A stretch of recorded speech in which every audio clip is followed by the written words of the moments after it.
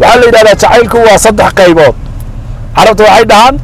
الحب 3 أقسام ما له من رابع من أفريا متجرة وصدح واحد دهان حب تملاك وحب إسكا كان وأن كهلي أن شعلهاي وحاويان أو قفك يسوي إسقلقلين هيو منه وحال يرادا حب الدجاج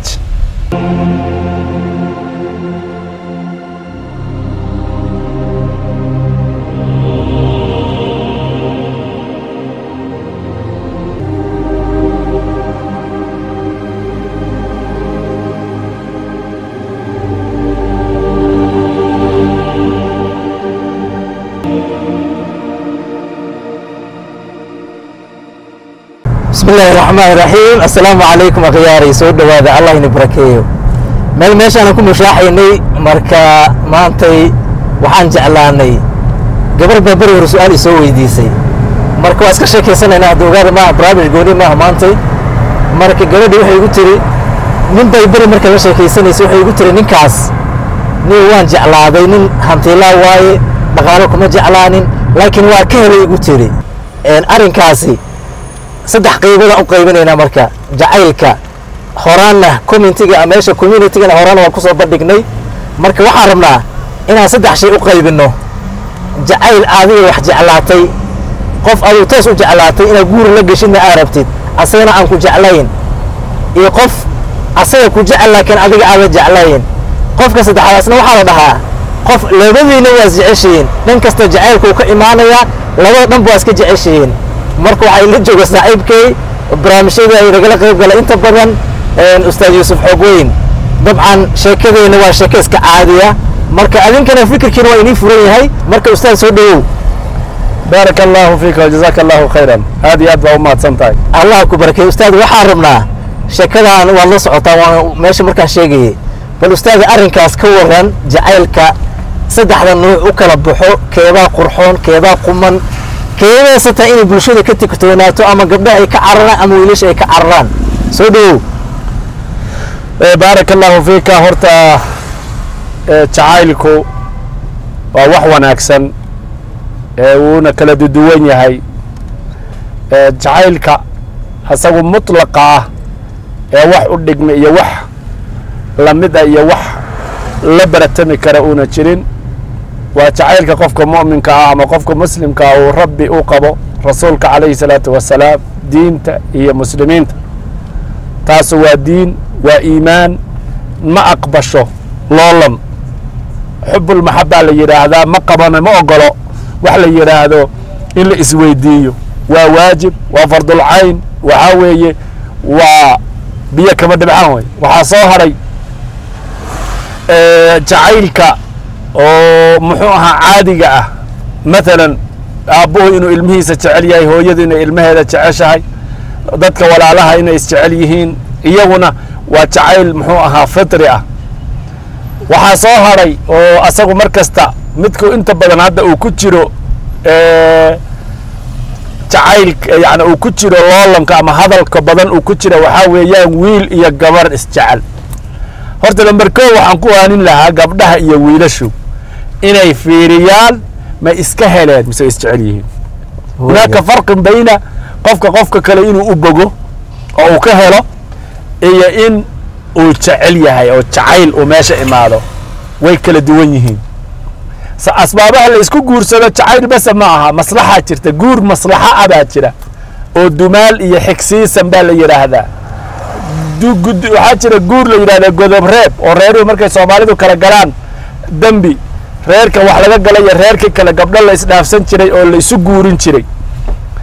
labadaas xataa sida qaabkaas xataa ku imaada hadhow markay mucaamalaan way isjeclaanayaan oo way isjeclaan karaan waxa marka inta badan dadku ay moodayaan inay ama iskaga khaldama waxa weeye waxay u haystaan jacaylku inuu yahay wax abuuran oo diyaarsan ma aha waa wax samaysmi kara oo kordhi kara oo dhinmi kara qofkuna markasta la rabo inuu ku talagalo jacaylku iyo wiilka iyo gabadha jacaylkooda inuu gaari karo 100% ama 90% haddii soo celiyo laakiin waa markay isguursadaan ay macaamilaan akhlaaqda iyo aadaabta iyo siday u wada dhaqmaan ayaa waxay gaarsiin kartaa inay boqolkiiba 90 boqolkiiba 80 boqolkiiba 100 gabadha iyo wiilka ay isjeclaadaan ayada nafteeda waxaa la yidhi markay heerkaa gaarayso waa markay ogaato gabadhanu jacaylka uu u qabo inuu familkeedii ku xidhiidhinayo wiilkuna uu ogaado gabadha jacaylka uu u qabo inay familkiisa ku xidhiidhinayso wixii asaga wax u ahaa inuu ayada wax u yahay ayaduna ninkeeda wixii wax u ahaa inay wax u yahay labadii qof markay arkaan ixtiraamka mutabaadalka ee sihrigii oo dhan labadii qofba ka imaaday ayay gaari kartaa baa la yidhi taranka ama kordhidda ama fufka faraha badan ee jacaylka ku imaada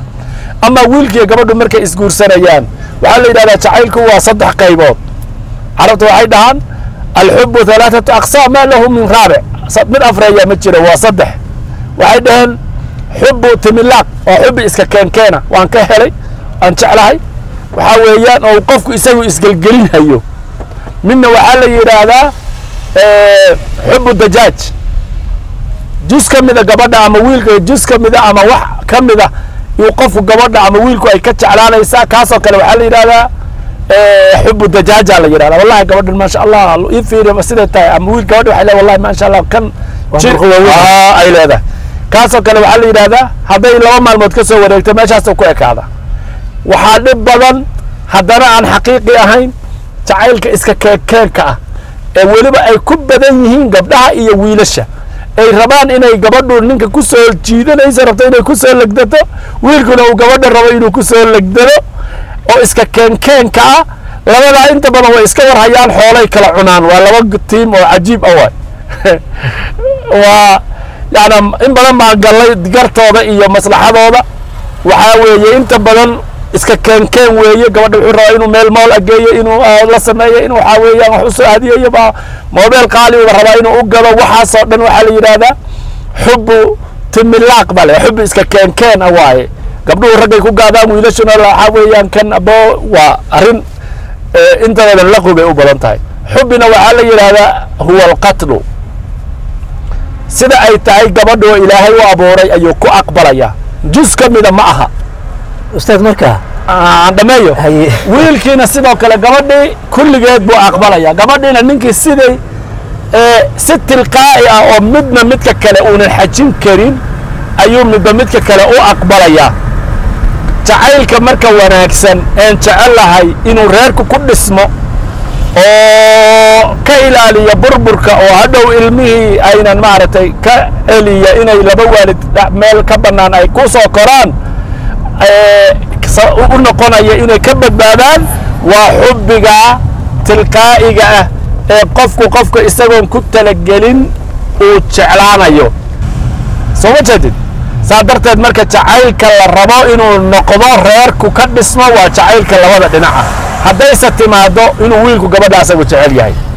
ama gabadha keligeed ay jeceshahay oona ninka jeclayn labadooda kee roon